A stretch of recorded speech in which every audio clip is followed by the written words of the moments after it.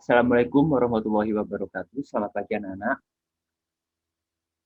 Waalaikumsalam warahmatullahi wabarakatuh. Baik, terima kasih sudah bisa meluangkan waktu untuk menghadiri mata pelajaran saya yaitu mengenai puisi. Nah, pada pertemuan kali ini kita akan membahas materi mengenai puisi.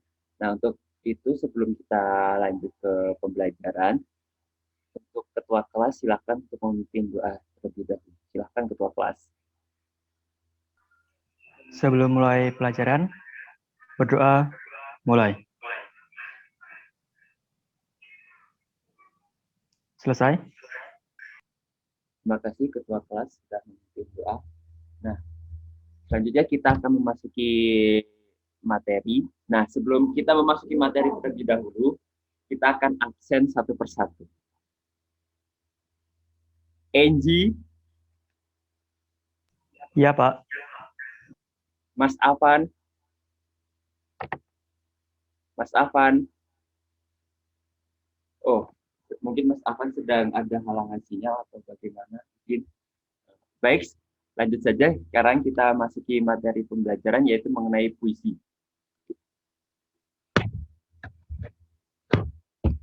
Apa itu puisi? Nah, puisi adalah sajak ragam sastra yang bahasanya terikat oleh irama, mantra, rima, serta penyusunan larik dan bait.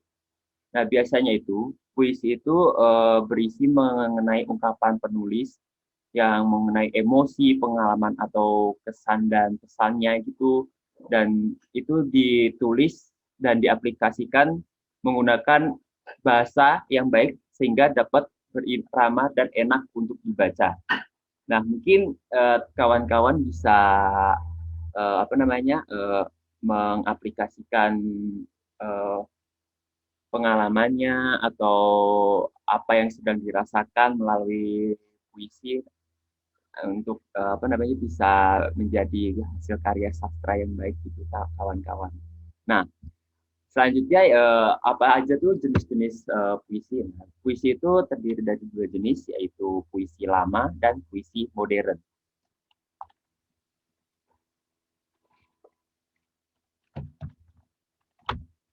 Apa sih puisi lama itu? Nah, puisi lama yaitu berupa pantun, syair, talibun, mantra, dan gurindam.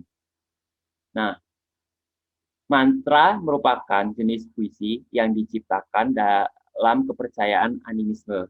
Biasanya dibacakan dalam acara ritual kebudayaan serta menggunakan kata yang dapat menimbulkan efek bunyi magis.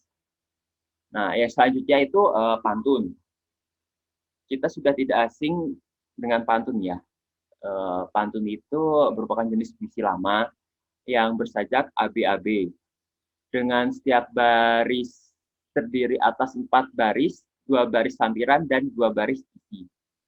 Sedangkan talibun itu terdiri dari sampiran dan isi lebih dari 4 baris dan selalu genap.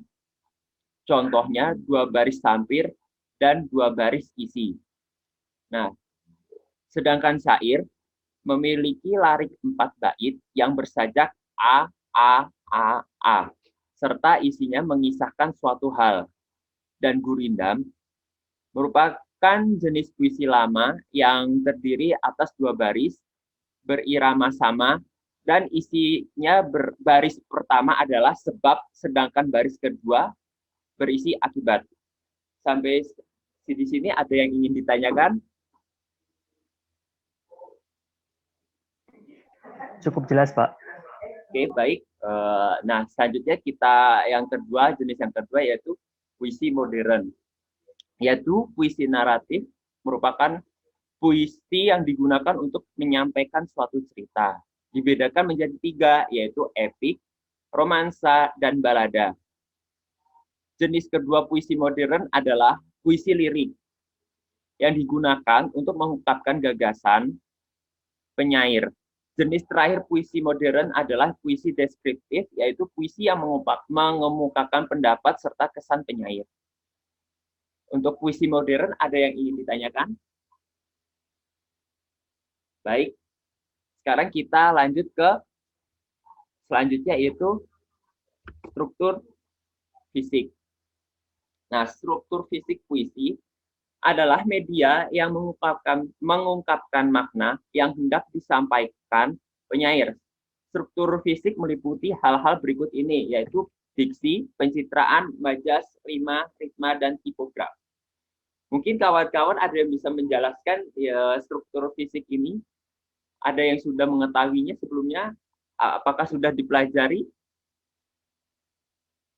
Baik, sepertinya belum. Untuk yang pertama yaitu diksi. Adalah pilihan kata yang digunakan agar memiliki kesan indah dan dapat menyampaikan maksud dari penyair. Nah, itu. Dan yang kedua yaitu pencitraan. Adalah susunan kata yang dapat menimbulkan khayalan atau imajinasi. Hal itu membuat pembaca seolah-olah merasa, mendengar, atau melihat sesuatu yang diungkapkan penyair. Nah, pencitraan ini mungkin bisa digunakan agar para pembaca itu bisa merasakan apa yang puisi yang kita buat gitu. Jadi bisa lebih menghayati gitu. Dan yang ketiga yaitu majas. Adalah bahasa yang digunakan penyair untuk mengatakan sesuatu dengan cara membandingkan dengan benda atau hal yang lain. Majas atau bahasa figuratif menyebabkan puisi menjadi prismatik dan memiliki banyak makna. Gitu. Yang selanjutnya yaitu rima. Rima adalah persamaan atau pengulangan bunyi. Persamaan bunyi memberikan kesan merdu, indah, dan mendorong suasana yang dikehendaki oleh penyair. Rima tersebut dapat berupa pengulangan bunyi konsonan dari kata-kata yang berurutan atau aliterasi. Persamaan bunyi vokal dalam deretan kata, asonansi, dan persamaan bunyi yang terdapat di setiap baris kata.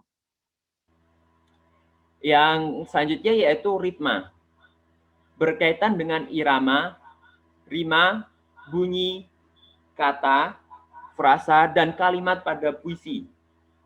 Dalam ritma, muncul bunyi tinggi, rendah, panjang pendek, keras lemah, yang mengalir secara teratur dan berulang, sehingga membentuk suatu keindahan puisi tersebut. Nah, jadi ritma ini perlu untuk kita aplikasikan di puisi ini agar lebih indah lagi gitu. Dan yang terakhir yaitu tipografi. Tipografi puisi berbentuk bait-bait yang bermula dari tepi kiri dan berakhir ke tepi kanan. Sampai di sini ada yang ingin ditanyakan? Jelas, Pak. Baik, terima kasih Mas Enji. Kok ini yang lain diem aja nih? Oh, mungkin sinyalnya ya. Baik, yang selanjutnya kita ke struktur batin. Nah, struktur batin ini terdiri dari 4 unsur, yaitu tema, perasaan, nada suasana, dan amanat. Nah, mungkin ada yang tahu mengenai struktur batin ini? Oke, baik. Mungkin saya bisa jelaskan mengenai struktur batin ini. Yang pertama adalah tema. Sebuah puisi tentunya memiliki tema yang melingkupi keseluruhan puisi. Jadi kalau puisi tanpa tema itu bagai sayur tanpa garam, teman-teman. Hambar gitu.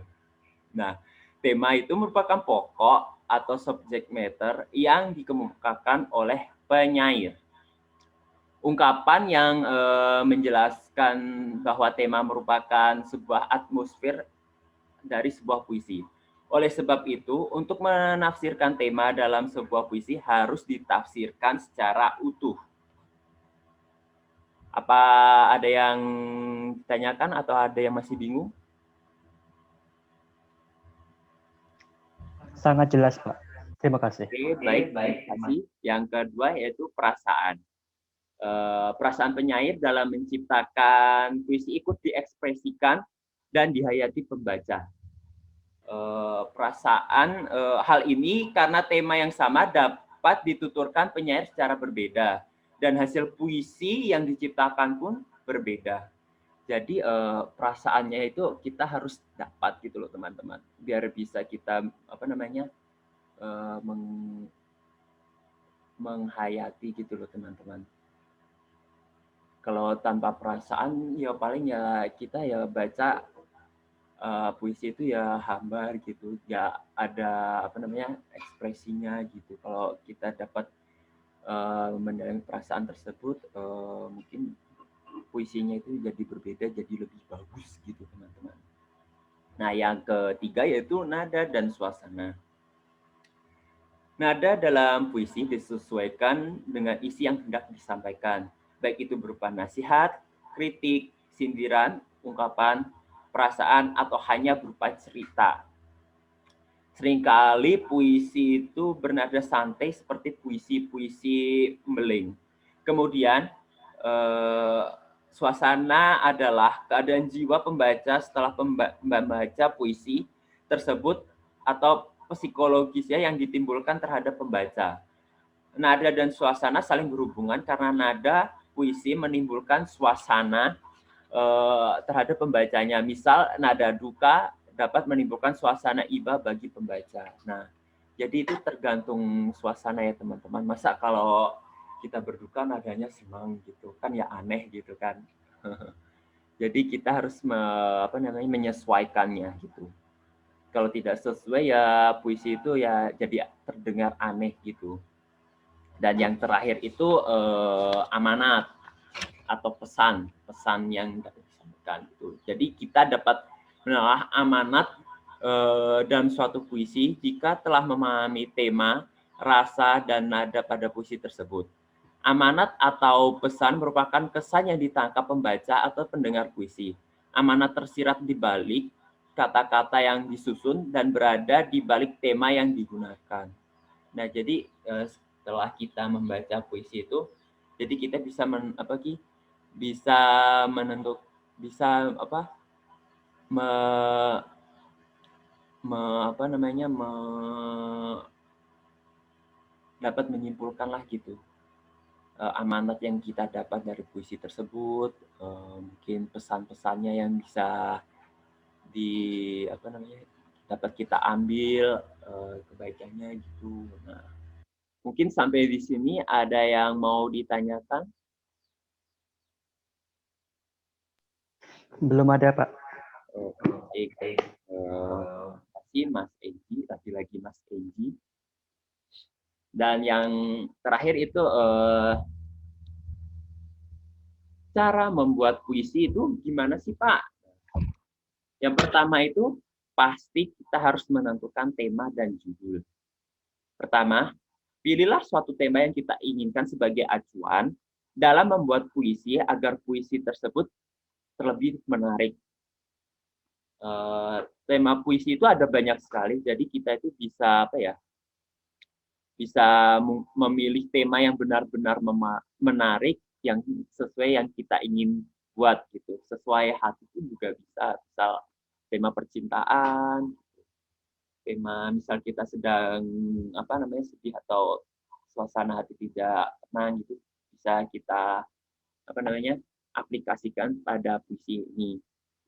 Nah, setelah menentukan tema, langkah selanjutnya yaitu adalah menentukan judul berpacu pada tema. Misal kita menentukan temanya itu yaitu kesetiaan, jadi kita judulnya itu bisa apa ya? Ya terserah teman-teman lah gitu. Mungkin bisa diaplikasikan gitu. Nah, yang kedua yaitu menentukan kata kunci. Setelah menentukan tema, langkah-langkah menulis puisi selanjutnya adalah menentukan kata kunci dan kemudian kita mengembangkannya. Jika kamu telah menentukan tema, misal tadi temanya kesetiaan, maka selanjutnya adalah menemukan kata kunci yang berkaitan dengan tema tersebut. Dengan ya mungkin apa gitu bisa teman-teman bikin gitu. Nah, apabila dirasa sudah cukup, untuk memulai membuat puisi, maka kamu tinggal mengembangkannya di sebuah kalimat atau larik puisi. Misal, satu kata kunci digunakan untuk satu larik, atau bisa saja satu kata kunci dikembangkan menjadi satu bait. Yang ketiga yaitu menentukan gaya bahasa.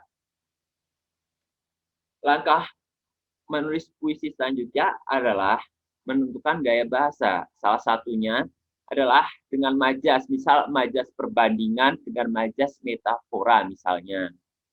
Itu. Dan yang terakhir yaitu kembangkan puisi seindah mungkin.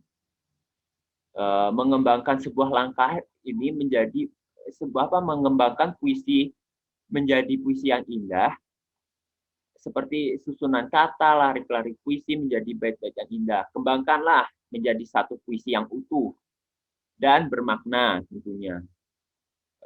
Kamu harus ingat bahwa puisi bukanlah sebuah artikel. Tulisan yang kamu buat itu harus diringkas, padat, sekaligus indah. Pilihlah kata yang sesuai yang mewakili unsur keindahan sekaligus makna yang padat. Dan satu lagi, ingatlah 3 hal yang berkaitan dengan kata dan larik dalam menulis puisi, yaitu kata adalah satuan rangkaian bunyi yang ritmis atau indah, atau yang merdu. Makna kata bisa menimbulkan banyak tafsir. Nah, itu juga harus kita ingat, karena misal kita memilih kata yang salah, berarti kita bisa menafsirkan banyak tafsir yang tidak-tidak seperti itu, teman-teman. Jadi kita harus pintar-pintar memilih kata. Dan yang terakhir yaitu mengandung imajinasi mendalam tentang hal yang dibicarakan. Nah, kalau menulis puisi itu mungkin kita bisa memainkan imajinasi para pembacanya gitu, teman-teman. Jadi ya tentu kembali lagi pemilihan kata pun sangat penting dan jangan sampai salah. Nah, mungkin sampai sini ada yang ingin ditanyakan? Tidak, Pak. Oke, baik. Dan untuk tugas selanjutnya, silahkan kawan-kawan berdiskusi untuk membuat puisi. Tema bebas, bisa apa aja. Saya tidak membatasi teman-teman. Dan minggu depan kita maju. Teman-teman bisa membacakan puisi hasil karya teman-teman nanti di depan kelas. Mungkin ada pertanyaan mengenai tugas? Jelas, Pak. Baik. Terima kasih. Mungkin itu saja materi yang saya dapat sampaikan. Nanti kalau kurang jelas bisa ditanya di grup WA ya teman-teman. Baik, untuk itu silakan ketua kelas untuk memimpin doa penutupan. Baik, Pak. Untuk mengakhiri pelajaran, berdoa mulai. Selesai. Baik, terima kasih kawan-kawan. Jangan lupa tugasnya, kalau yang tidak mengerjakan ya ada hukumannya tentunya. Mungkin itu saja. Saya akhiri. Wassalamualaikum warahmatullahi wabarakatuh. Waalaikumsalam warahmatullahi wabarakatuh. Terima kasih, Pak. Oke, sama-sama.